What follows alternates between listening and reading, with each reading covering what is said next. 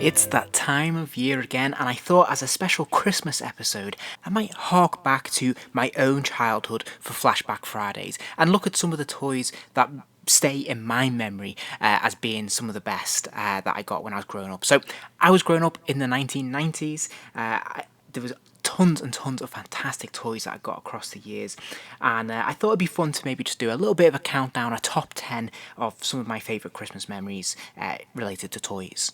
Of course, this list is entirely subjective, and these are just the ones that really just jumped to the top of my mind, at the top of my head when I started compiling a list.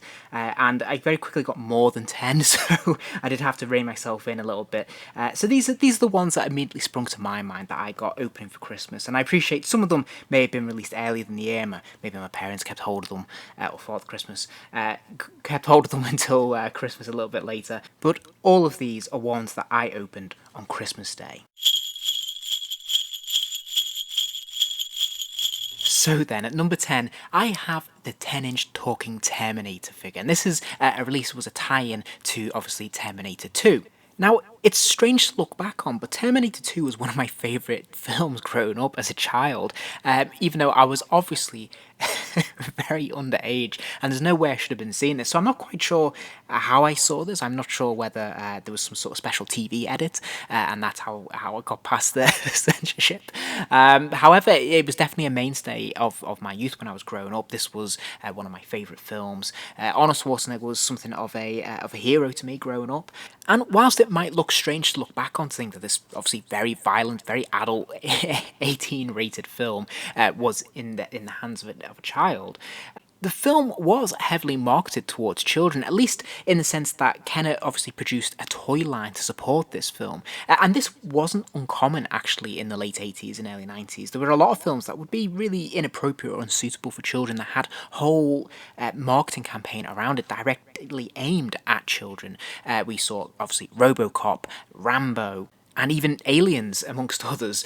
These are obviously all massively inappropriate for children to see, and yet they all had toy lines, and some had cartoon tie-ins and comic books, so there was definitely a sense of there being a market for children in these properties. At any rate, I really love this toy. This was essentially a 10-inch, more or less a statue. It didn't really particularly move. There was only 2 points of articulation, and that was in the shoulders. The arms would move up and down, and that was it. The head wouldn't swivel, there was no swivel at the waist, the legs didn't move. It was more or less completely imposable.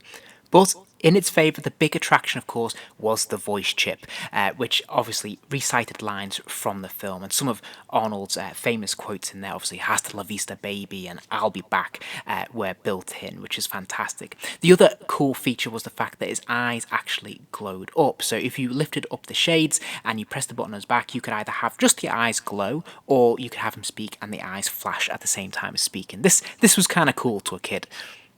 And there was also the added bonus of the fact that he came with his giant Gatling gun as well, which is a pretty cool accessory. And I do remember actually that the barrel, the chamber of that gun actually did rotate, which is pretty cool.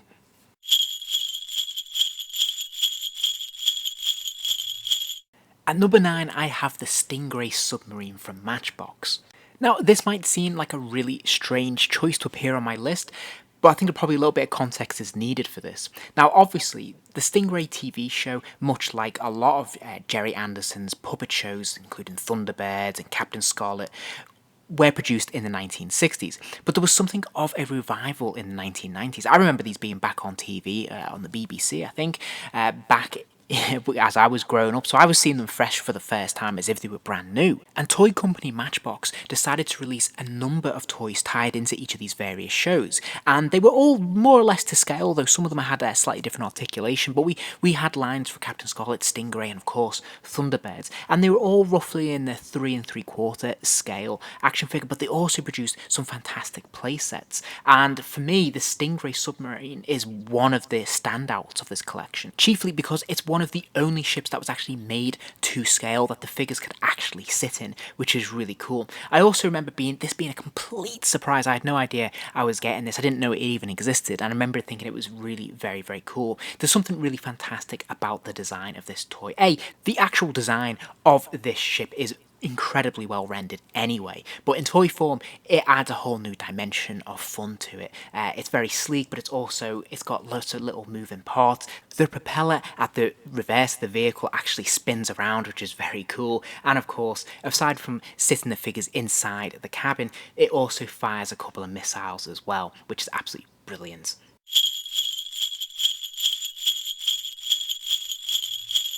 We're back to action figures for number 8, and this is the 10-inch Hobgoblin.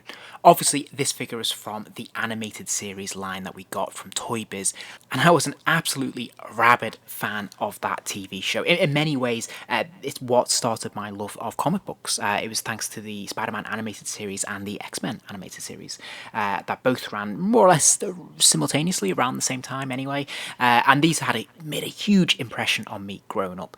So I absolutely adore this cartoon, and I of course really love the toys. So aside from doing a 5-inch scale line, they also did a 10-inch scale action figure line, and of course that is where this deluxe edition Hobgoblin comes to play.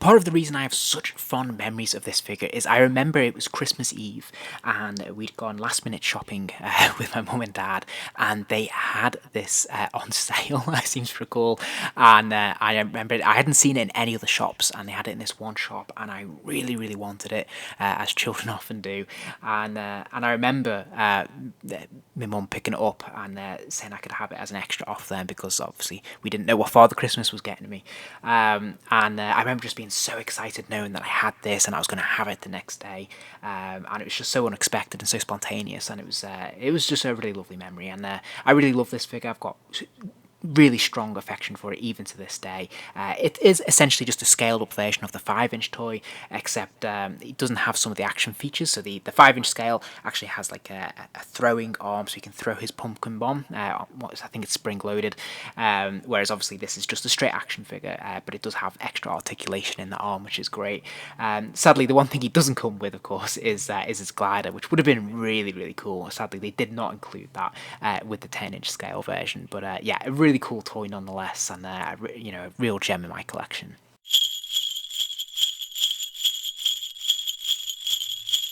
Sticking with action figures for number 7, I have Hasbro's 12-inch Darth Maul figure, which obviously was there to support the Episode 1 launch.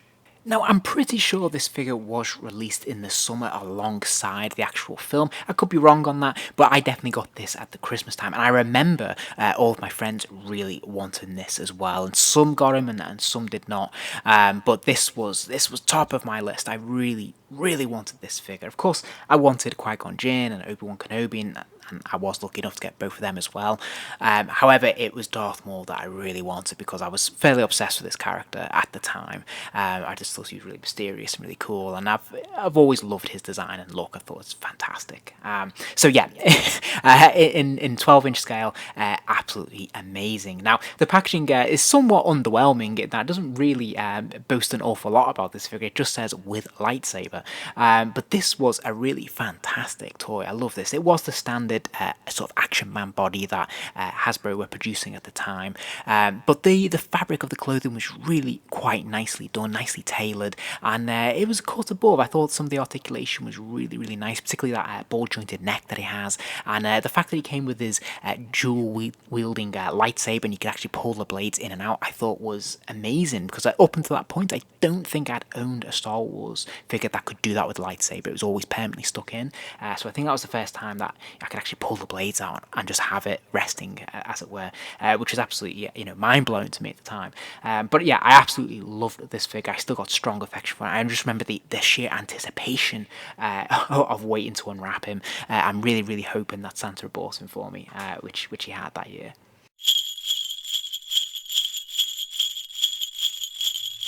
It's a bit of a change of pace at number 6 because, of course, it is the Blackbird Jet playset from Tyco Toys. I don't know if this has anything to do with Toy Biz because Toy Biz were producing, obviously, all the Marvel toys at this time in this 5-inch scale, and they do feature some of those Toy Biz action figures in the packaging. So I think this must be some sort of division or some sort of collaboration project, perhaps. But nevertheless, this is, of course, the Blackbird playset that went alongside the animated series and the highly successful X-Men line of toys from Toy Biz, which is absolutely fantastic. Now, I've covered this vehicle in depth in a previous Flashback Fridays, so you can check out that video if you're interested in all the inner bits and pieces and features that it has. But for me, I remember opening this. This was a gift from my brother one year, and I just remember being like just gobsmacked. Like I just opened this package. I didn't know it existed at the time, so it was like extra magical to have this amazing playset that I didn't know existed, and it was one of my favorite things. I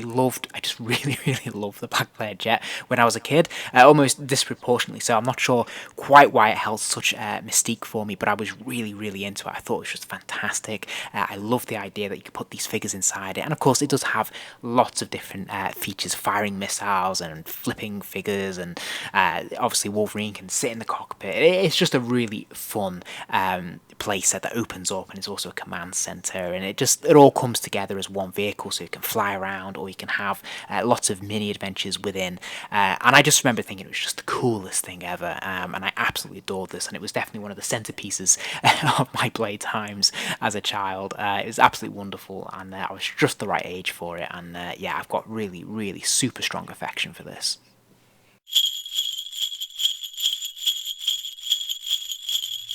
Keeping with vehicles and playsets for number 5, I have the Action Man sports car. Now, I can't remember what its official name was. I can't see it on this packaging from these photos that I've sourced either, but I remember this very vividly.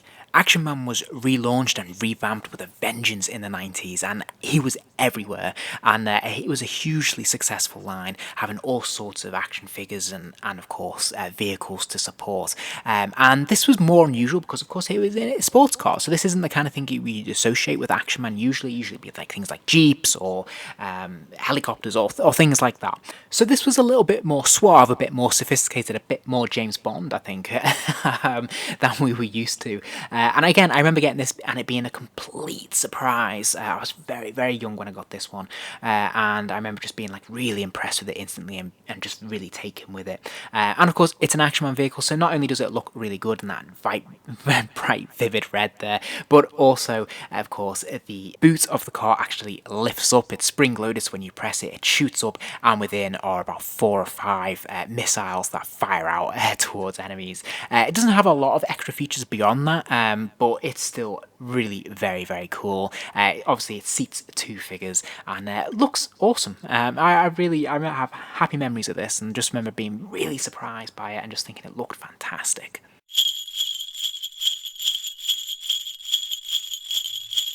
Okay, so this is the last of the vehicles on this list today. It is, of course, the Jurassic Park Jungle Explorer. Now, Jurassic Park, again, was one of those gigantic behemoth movies that came out in the very early 90s, and again, had a supporting toy line to go with it. Like most children, I was obsessed with dinosaurs when I was very young, and obviously having a whole film bringing these dinosaurs to life, both literally and figuratively, really captured my imagination, and I absolutely adored Jurassic Park. And of course, I was fortunate enough to be able to be given some toys from the film. So obviously there was an action figure line, so I got a lot of those characters, both the humans and the dinosaurs, which is a whole thing in itself. Some of the cool things they did with them. But really, it's my distinct memory at Christmas time is of the Jungle Explorer. I love this car. Obviously, it's one of the vehicles we see in the film, and I think what's really nice about this is that unusually for the time, this is actually quite screen accurate. It's quite faithful to what we see on screen. There's not a lot of artistic license that's been taken with this toy, at least on the surface. So in terms of how it looks, it's really bright, it's colourful, and it looks exactly what you'd expect on screen. There is a little bit of a few action features, of course, where they have have taken artistic license, so it does have a rocket launcher in in the rear of the vehicle, but it folds away, so it still looks good, or you can have that little bit of extra play, a little bit of interest, which you don't see in the film, which is kind of cool.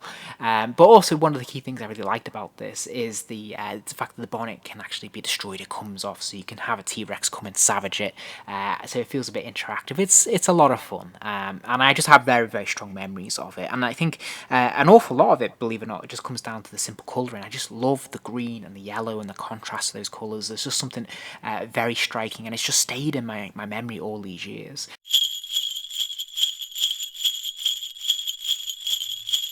At number 3, we're back to Matchbox with another Jerry Anderson tie-in, which of course was Thunderbirds. And Thunderbirds is the premier line, really, or the premier show that obviously achieved a lot of mainstream popularity in the 60s and again in the 90s. And there's obviously a very strong, loyal fan base that has always maintained an interest in this property. And as I said earlier, in the 90s there was a bit of a revival for Thunderbirds, and I was right there as if it was the first time around, really. And one of the hot releases was Tracy Island, where Matchbox reproduced this playset in the 90s. Once again, it was one of those really difficult items to get hold of. It was one of those that sort of just flew off the shelves, and it was on a lot of children's most wanted list. And it was very difficult to get hold of. I remember there being it being in the media. I remember being on the news how you didn't have enough items to stock and people were selling out, and people couldn't get hold of it. However, I was really very fortunate. I was one of the lucky ones who actually did manage to get hold of one, and I was given it as a Christmas present from Father Christmas, and it was it didn't disappoint. It's a really, really cool playset. I might be wrong, but I don't think it came with all of the Thunderbird ships. I think they had to be bought separately. I can't quite remember, or it may have just come with one of them, perhaps Thunderbird 2. However, again, I was very fortunate enough to be able to have all of these ships, and there's a place for each of them in the playset, which is fantastic. And as you can see, there's little levers and pulleys and things to help these ships sort of rise up. Thunderbird 1, there's a pool there, and there's a little switch so that the pool disappears and Thunderbird 1 rises out. Likewise, Thunderbird 3, they're shooting up through the central column at the end of the island, which is great. But the main attraction is Thunderbird 2, because obviously the cave door opens up, the ship comes rolling out, and there is a ramp there that extends up to allow the Thunderbird 2 ready for takeoff position. And the little palm trees move to the side, and the sound effects just recreates that whole launch sequence, which is absolutely fantastic and magical to a child.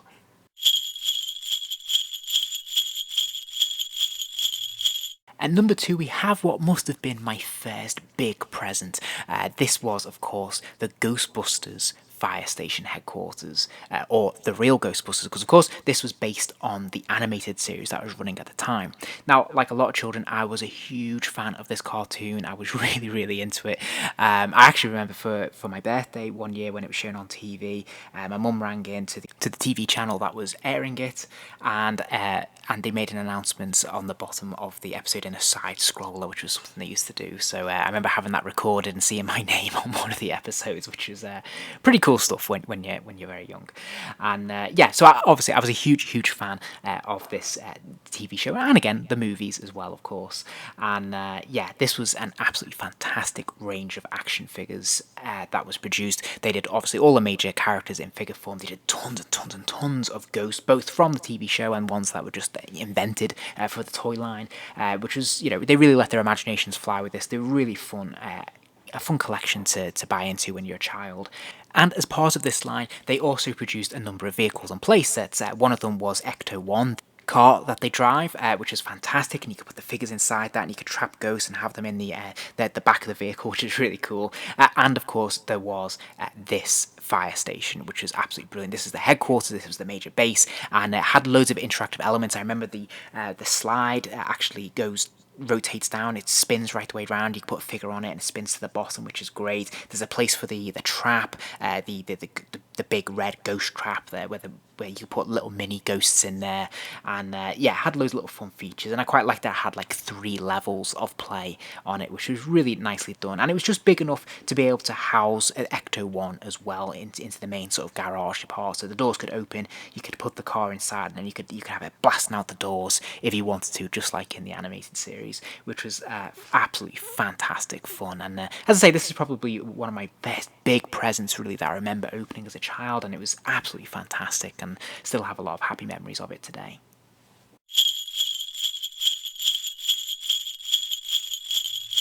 Okay then, so at number 1, probably the biggest present I was ever given as a child was the Spider-Man animated series Daily Bugle playset. The packaging for this thing was massive, and when you're small, when you're a small child, I cannot emphasize enough just how huge this playset seemed to my child eyes.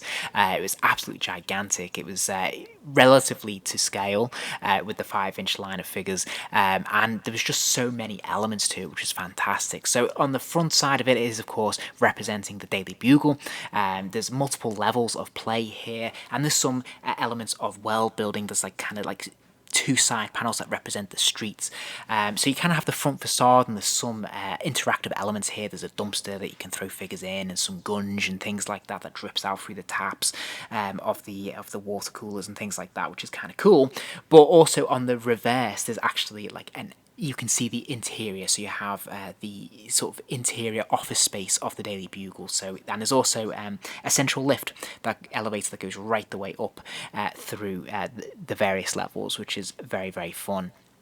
There's 2 places for gargoyles where Spider-Man can kind of sit, but they can also be ripped apart, so you can kind of recreate action battles outside. There's options for the exterior street scenes to be turned around to create sort of interior sewer kind of scenes, or an abandoned laboratory of Dr. Octopus. And so there's just lots of little interactive elements here, but also multiple opportunities to have kind of create different scenes within this one giant playset. Lots of interactive elements, very colourful, really fun, and just once I had this sort of became the centerpiece, because it was so large, but every story that I told with my action figures was told with this either as the backdrop or as the central component of that play. Yeah, it was just really, really immersive. It was just a fantastic thing to play with, and it really caught my imagination as a child, and to this day I have just the happiest of memories of spending hours and hours and hours playing with this. It was absolutely wonderful, and yeah, it's my number 1. So there you have it. That's my personal top 10 list there of Christmas toys that I remember opening across various Christmas days of my youth in the 90s. Let me know if there was anything that you had that was would be on your number 1, if we grew up in the same time period, or even if you grew up in the 70s, the 80s, or even later, the noughties. I'd be really fascinated to hear what was sort of your top 3 your things that you opened, toys that you played with when you were a kid. But until then, I want to thank you for staying this long watching this video. I hope you enjoyed it, and I want to wish you all a very Merry Christmas.